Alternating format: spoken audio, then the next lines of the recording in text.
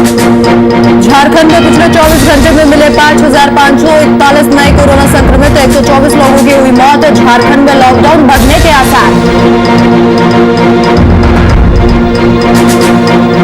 और पुलिसकर्मी और नर्सों के बीच हुई जमकर बहस।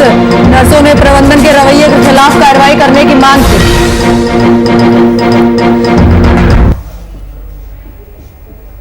नमस्कार, आप देख रहे हैं वीआईपी न्यूज और मैं हूं आपके साथ राखी लांबा। बिहार में कोरोना संक्रमण की दूसरी लहर बड़ी तेजी से अपने पैर पसार रही है। रोजाना बढ़ रही संक्रमितों की संख्या लोगों को डरा रही है। ऐसे में राज्य में लगातार संपूर्ण लॉकडाउन की मांग उठ रही है। विपक्ष के साथ सत्ताधारी दल के नेता भी लॉकडाउन के समर्थन में बोल रहे हैं। इसके साथ ही ट्वीट कर कहा कि मैं लॉकडाउन का समर्थन करूंगा अगर 3 महीने का सबका बिजली बिल, पानी का बिल, स्कूल कॉलेजों की फीस माफ कर दी जाए। इसके साथ ही किराएदारों का किराया और बैंक लोन के साथ ईएमआई को भी माफ कर दिया जाए।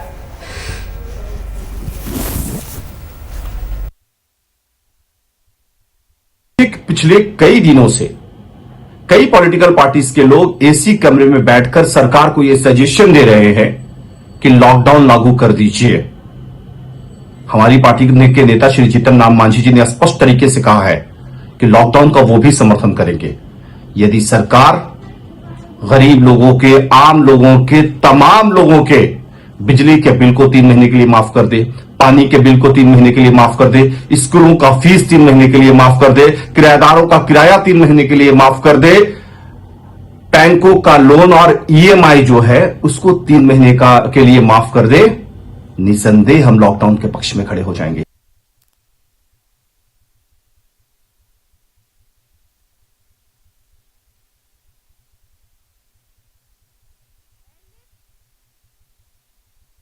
ट्वीट कर सरकार से कहा है कि अगर लॉकडाउन लगाना है तो सबका बिजली बिल, इसके साथ ही 3 महीने का किराया, स्कूल और कॉलेज की फीस माफ कर दी जाए और इसके साथ साथ बैंक लोन, ईएमआई भी माफ कर दिया जाए। लगातार बिहार में जिस तरीके से कोरोना के हालात लगातार बिगड़ते जा रहे हैं, ऐसे में लगातार सत्ताधारी पक्ष के लोग भी अब लॉकडाउन के समर्थन में उतर आए हैं और ऐसे में अब जीतन राम मांझी ने ट्वीट कर कहा है कि अगर सरकार सबके लिए बिजली का बिल और पानी का बिल माफ करने के साथ स्कूल और कॉलेज की फीस भी माफ कर देती है और इसके साथ ही किराएदारों का बैंक लोन और ईएमआई माफ कर देती है तो सरकार के साथ खड़े हैं हम अगर लॉकडाउन सरकार की तरफ से लगाया जाता है।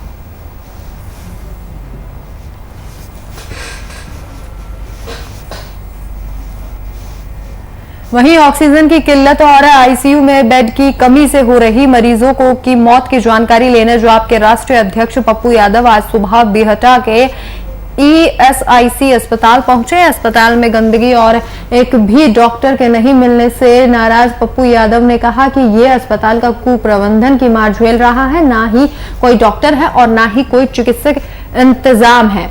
इसके साथ ही सूबे के सीएम नीतीश कुमार और स्वास्थ्य मंत्री मंगल पांडे पर भी उन्होंने जमकर निशाना साधा। इसके साथ ही उन्होंने सरकार से अस्पताल को जल्द से जल्द दुरुस्त करने की मांग की।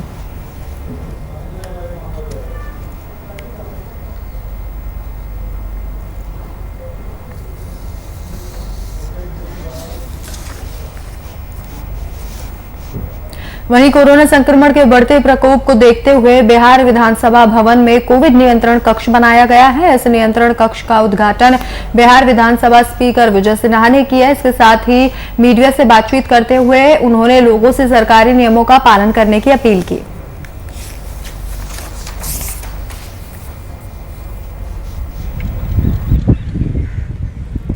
ये हमारे माननीय विधायक, पूर्व विधायक, हमारे सचिवालय कर्मी, पदाधिकारी और लोगों के बीच के फीडबैक माननीय प्रतिनिधियों के द्वारा जो आता है, सरकार, स्वास्थ्य विभाग, जिला अधिकारी सबके बीच समन्वय बनाने के लिए, समाधान करने के लिए और कोरोना महामारी के प्रति जागरूकता पैदा करने के लिए ये शुरू किया गया।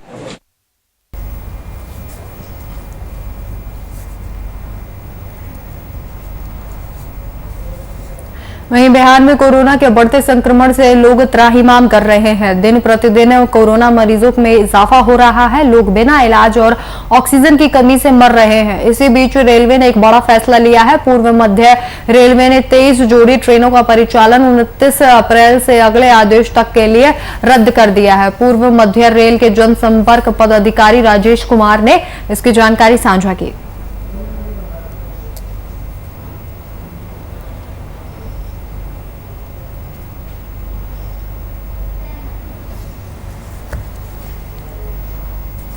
वहीं कोरोना संक्रमण के रोकथाम के लिए वैक्सीन के साथ साथ एहतियात बरतना भी काफी जरूरी है। लोगों को निर्देशों का पालन कराने के लिए लोगों को लगातार जागरूक किया जा रहा है। जागरूकता फैलाने की इसी कड़ी में भोजपुरी अभिनेता ने भी अपना योगदान दे रहे हैं। सारण जिले के रवीलगंज निवासी आलमराज भोजपुरी के लोक गायक हैं और इन दिनों वे सोशल मीडिया पर लाइव आकर जनता को लगातार जागरूक कर रहे हैं। कि कोरोना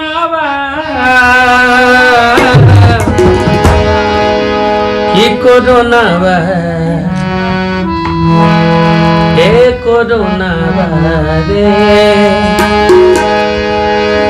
कि कोरोना औरी कितना सताई कोरोना औरी कितना सताई हाथ सैनिटाइजर कपले मास्क मुंह में हाथ सैनिटाइजर कपले मास्क मुंह में सब लोग लगाई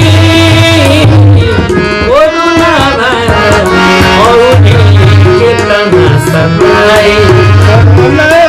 प्रणाम आदाब, मैं हूं आलमराज और मैं आप सबको बता दूं कि कोरोना अभी जो है बहुत भयावह स्थिति में है और बहुत ज़्यादा इसमें आदमी डेथ हो रहा है।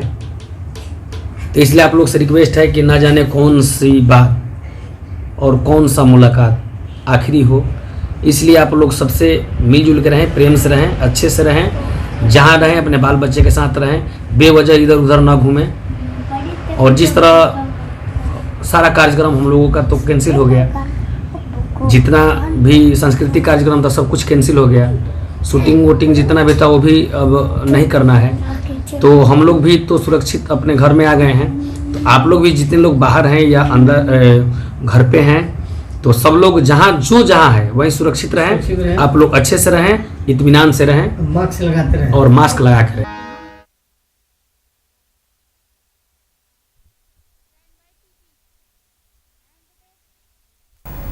वहीं मधुपुर उपचुनाव को लेकर 2 मई को होने वाली मतगणना के लिए मतगणना कर्मियों को 2 दिवसीय ट्रेनिंग दी जा रही है, जिसकी शुरुआत आज से की गई है। मतगणना कर्मियों को ट्रेनिंग देते हुए जिला उपायुक्त सह ईडीओ नैन्सी सहाय ने बताया कि कोविड-19 को देखते हुए ट्रेनिंग प्रोग्राम को छोटा किया गया है। इसके बावजूद सभी कर्मियों को बेहतर और सटीक ढंग से मतगणना कार्य के सभी नियमों को समझाया जा रहा है।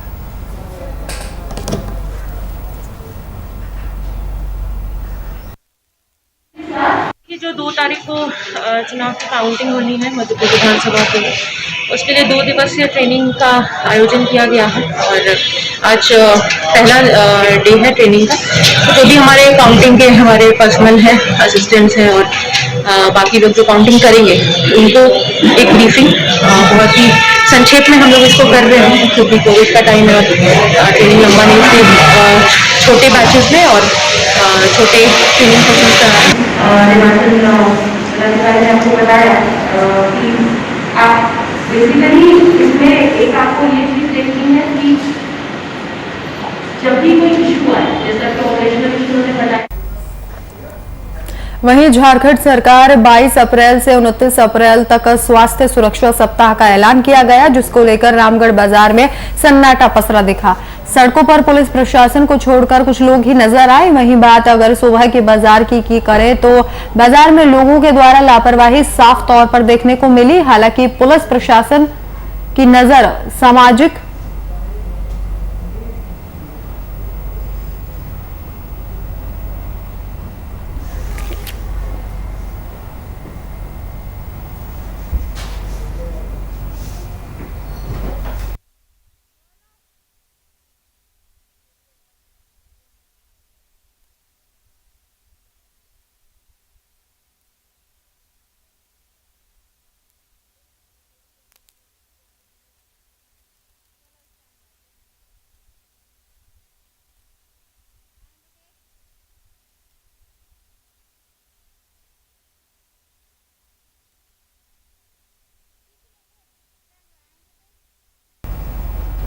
कोरोना का कहर लगातार जारी है, जिसको लेकर रायबरेली के सिविल लाइन चौराहे पर स्वास्थ्य विभाग की ओर से कैंप लगाकर RT-PCR जांच की जा रही है। इसके साथ ही लोगों से मास्क लगाने की भी अपील की जा रही है।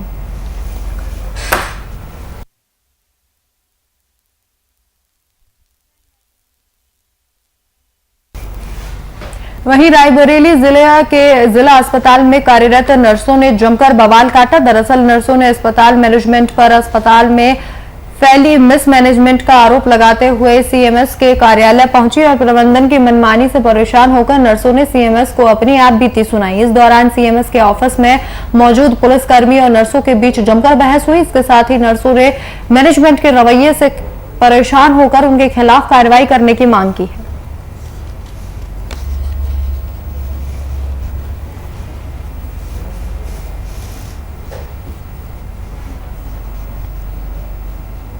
बिहार में कोरोना बेकाबू होता जा रहा है, लेकिन ऐसे में राहत की बात यह है कि आज 4 दिन के बाद सबसे कम मामले सामने आए हैं, जिससे साफ पता चलता है कि CM के सख्त फैसले ने अपना असर दिखाना शुरू कर दिया है। लेकिन बिहार में लॉकडाउन लगे या नहीं, इस पर घमासान लगातार जारी है। इसी पर देखिए रिपोर्ट।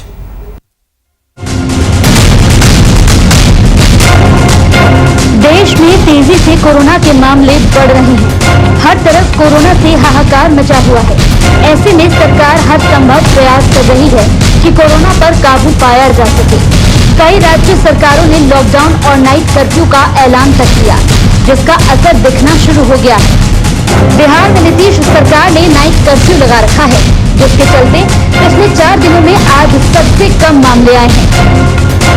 22 अप्रैल को 11,479, 23 अप्रैल को 12,672, 24 अप्रैल को 12,359, 25 अप्रैल को 12,795, 25 अप्रैल को 12,795, तो वहीं 26 अप्रैल को 11,801 केस सामने आए। बिहार में बढ़ते कोरोना संक्रमण के बढ़ते मामलों को देखकर सरकार गंभीरता से लॉकडाउन लगाने के विकल्प पर विचार कर रही है। इसी को लेकर मुख्यमंत्री नीतीश कुमार बीते दिन हाई लेवल बैठक भी करने पहुंचे थे और तो और खुद मॉनिटरिंग करने सड़कों पर भी उतरे। लेकिन बिहार में लॉकडाउन लगे या ना लगे, इस फैसले पर NDA में घमासान मची हुई है। NDA में जहां बीजेपी और VIP लॉकडाउन लगाने को कह रहे हैं, तो वहीं अब हमने लॉकडाउन लगाने को लेकर बड़ी शर्त सामने रख दी है। मैं लॉकडाउन का समर्थन करूंगा यदि 3 महीने तक सबका बिजली बिल, पानी बिल, स्कूल कॉलेजों की फीस माफ कर दी जाए, किराएदारों का किराया, बैंक लोन, EMI माफ कर दिया जाए। किसी को शौक नहीं होता जान जोखिम में डालकर बाहर जाने का, पर रोटी और कर्ज वो ना कराए। ये बात AC वाले लोग नहीं समझे। मांझी के ट्वीट के साथ साथ हम पार्टी के राष्ट्रीय प्रवक्ता ने भी अपना बयान जारी किया और लॉकडाउन को लेकर अपनी राय रखी।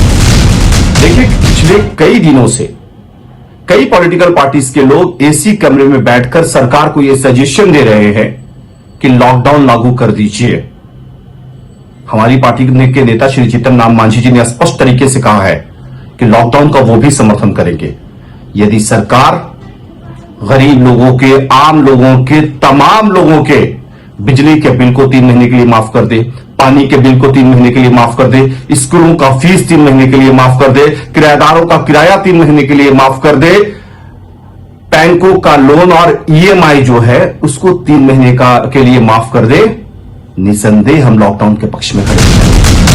बिहार में लॉकडाउन को लेकर घमासान तो जारी है। लॉकडाउन का समर्थन करने वालों की लिस्ट में पहले ही बीजेपी के प्रदेश अध्यक्ष संजय जायसवाल और मंत्री रामसूरत राय शामिल है। ऐसे में देखना होगा सूबे के मुख्यमंत्री आगे कोरोना पर काबू पाने के लिए क्या कुछ सख्त फैसले अख्तियार करते हैं। Best report VIP।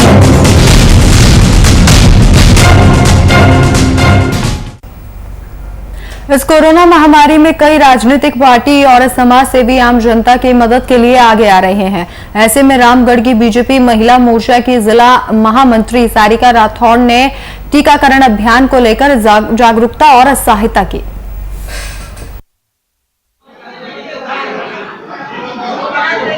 हम सभी बहनें मास्क वितरण, सैनिटाइजर वितरण एवं एरिया वाइज टीकाकरण शिविर लगाने का कार्य हम सभी बहनें कर रहे हैं। प्लस हम लोग जो भी जनता टीका शिविर तक आने में असमर्थ है उन्हें घर से लाकर टीका करवा रहे हैं और उन्हें उनके घर तक पहुंचाने का भी कार्य हम सभी करने कर रहे हैं। हम लोगों ने जो हिंदुस्तान द्वारा बनाई गई टीका है उसके बीच लोगों के जो भ्रांतियां फैल रही हैं, जो अफवाह फैल रही हैं कि इस टीकाकरण को करवाने से हमें नुकसान होगा, हम उसके लिए जागरूकता अभियान भी कर रहे हैं।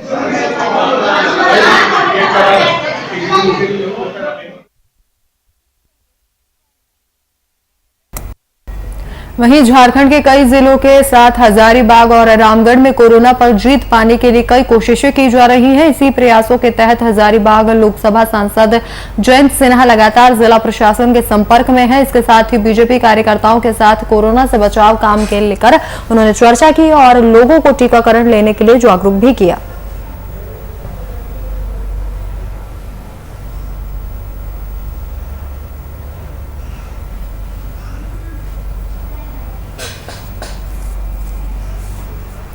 वहीं भागलपुर जिला के सुल्तानगंज नगर परिषद में बढ़ते कोरोना संक्रमण को देखते हुए सुल्तानगंज नगर सभापति नीलम देवी ने सफाई कर्मचारियों और जरूरतमंदों के बीच मास्क, साबुन और सैनिटाइजर का वितरण किया। इसके साथ ही सभापति नीलम देवी ने सफाई कर्मियों को बढ़ते कोरोना महामारी से बचने के लिए सरकारी निर्देशों का पालन करते हुए काम करने के निर्देश दिए।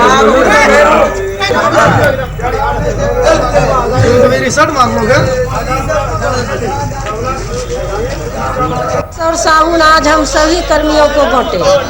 तकरीबन कितना कर्मचारियों को बांटे सर? लगभग कर्मचारी लगभग 150 होगा। क्या उपदेश देंगे इन लोगों को बढ़ते कोरोना को लेकर? बढ़ते कोरोना को लेके हाँ, साबुन से हाथ धोएगा, हाथ धोना है साबुन से, बता दिए साबुन से हाथ धोना है बार बार और मास्क पहन के रहना है और सेपरेट रहना है, अपना आप सुरक्षा करना है। वहीं पूर्वी चंपारण में कोरोना संक्रमितों के लिए बनाया गया कोविड सेंटर बदहाली की मार झेलने को विवश है। जिले के अरेराज अनुमंडल अंतर्गत पहाड़पुर प्रखंड मुख्यालय स्थित कोविड केयर सेंटर में पर्याप्त सुविधाएं नदारद हैं। इस बदहाली की वजह से मरीज का सेंटर में आना तो दूर की बात है, इसके साथ ही 10 बेड वाले इस सेंटर में महज एक ही ऑक्सीजन सिलेंडर है और कुछ ही दवाइयां उपलब्ध है।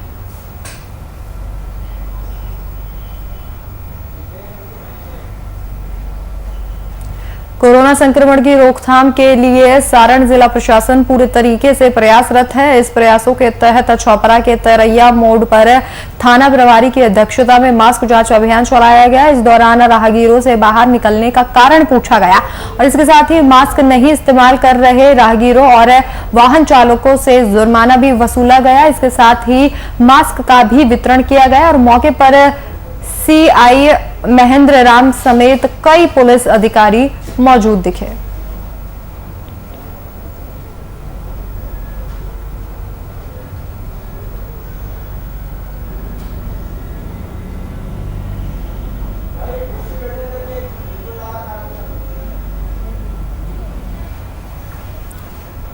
वहीं छपरा में कोरोना गाइडलाइन के उल्लंघन के मामले को लेकर शहर के सभी शॉपिंग मॉल और मार्ट सील कर दिए गए हैं। सारण डीएम के निर्देश पर सदर सीओ और बीडीओ ने कार्रवाई करते हुए दुकानों के खिलाफ एक्शन लिया है। आपको बता दें कि जिला प्रशासन के निर्देश के अनुसार शहर में 2 दिवसीय पूर्ण लॉकडाउन लगाया गया है और इस बीच महज इमरजेंसी सर्विसेज के तहत आने वाली सेवाएं उपलब्ध कराने वाली दुकान ही खुली रहे।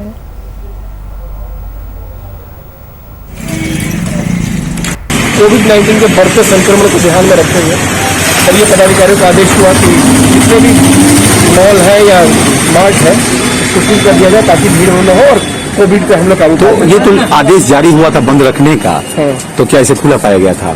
खुला पाया गया था, किसी ने सूचना दिया था तो इसको समाप्त करने के लिए ऐसा कर दिया गया। तो कितने ऐसे मॉल हैं जिनको सील किया जा रहा है? अभी देखते हैं रास्ते में जो भी मिले सरकार आदेश करते जा रहे हैं।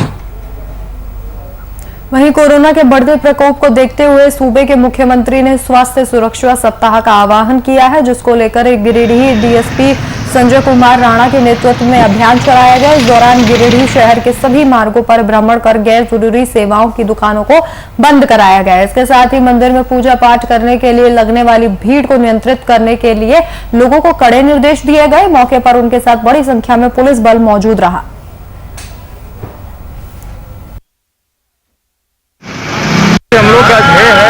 कोविड-19 का सरकार का आदेश है, उस आदेश का अनुपालन कर रहा है।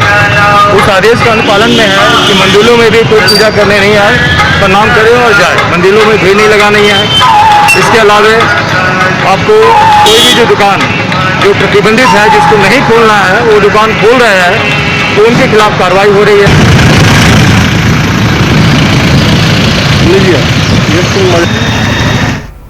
सासाराम के सदर अस्पताल में मैनेजमेंट की लापरवाही का खामियाजा आम जनता को भुगतना पड़ रहा है। सदर अस्पताल में 5 वेंटिलेटर मशीन है, लेकिन इन 5 मशीनों में एक भी मशीन इस्तेमाल में नहीं लाया जा रहा। नतीजन इलाज के अभाव में मरीजों की मौत हो रही है। इस बारे में मिली जानकारी के अनुसार ऑपरेटर के अभाव में वेंटिलेटर का उपयोग नहीं किया जा रहा है। इस संबंध में सासाराम के civil surgeon doctor Sudhir Kumar कुछ भी कहने से बचते नजर आए।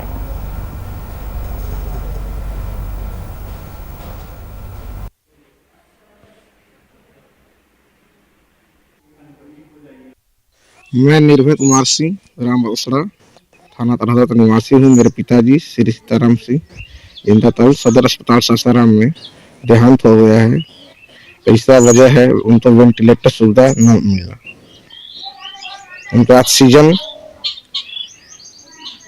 SpO2 का लेवल 16 से 20 के बीच में आ गया था और वेंटिलेटर सब जरूरत थी। संदर्भ में जिलाधिकारी और प्रशासन सिविल सर्जन से भी प्रयास किया हम लोगों ने। जिलाधिकारी का मैसेज प्राप्त हुआ, फोन बार बार करने पर फोन नहीं रिसीव किए, बाद में मैसेज भेजे।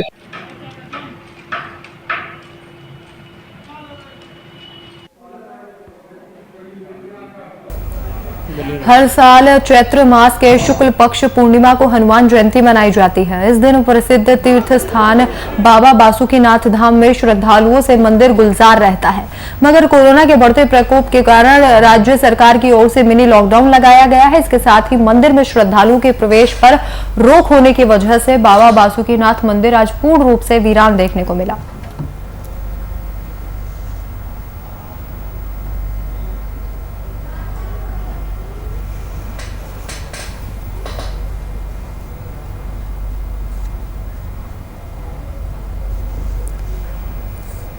कोरोना के चलते मुख्यमंत्री की गाइडलाइंस के अनुसार किसी भी धार्मिक स्थल को खुलने की अनुमति नहीं है। ऐसे में आज हनुमान जयंती के मौके पर बाबा बासुकीनाथ मंदिर में श्रद्धालु नहीं दिखे और इसके साथ ही दुमका की ये तस्वीरें बाबा बासुकीनाथ मंदिर की, जहां पर श्रद्धालु नजर नहीं आए। हालांकि आज हनुमान जयंती है और इस दिन मंदिरों में श्रद्धालुओं का तांता लगा रहता था, लेकिन कोरोना के चलते सरकार ने जो गाइडलाइंस लागू की है उसमें धार्मिक स्थलों को पूरी तरीके से बंद किया गया है और आज हनुमान जयंती के दिन बाबा बासुकीनाथ मंदिर पूरी तरीके से वीरान दिखाई दिया।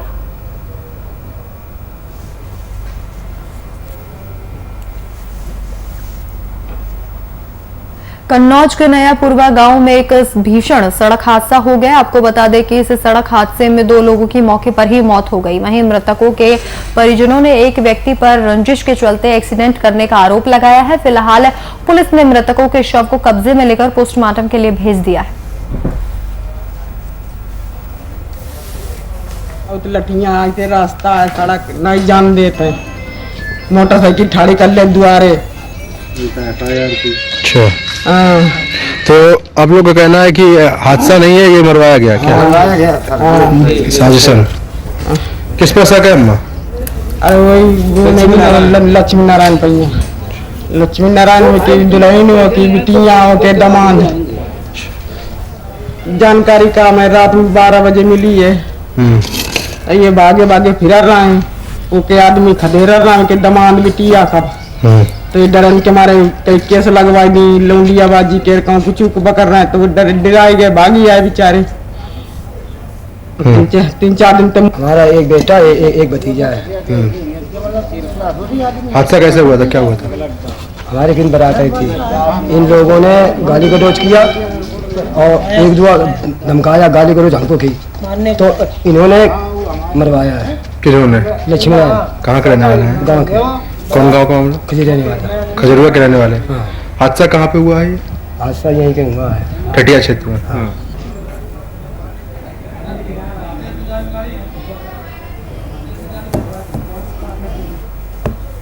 तो फिलहाल इस वक्त की बुलेटिन में मेरे साथ इतना ही। देश और दुनिया की तमाम बड़ी खबरों के लिए देखते रहिए VIP न्यूज। नमस्कार।